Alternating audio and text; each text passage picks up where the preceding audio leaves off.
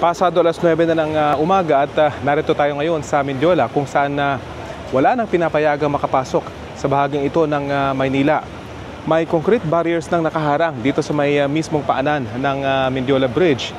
Bukod sa hilera nitong mga concrete barriers ay may concertina wires pa na nakaharang. At doon sa mismong tulay ay may magkakapatong na shipping containers bukod pa sa hilera ng mga pulis. Yan yung direksyon patungo sa palasyo ng Malacanang.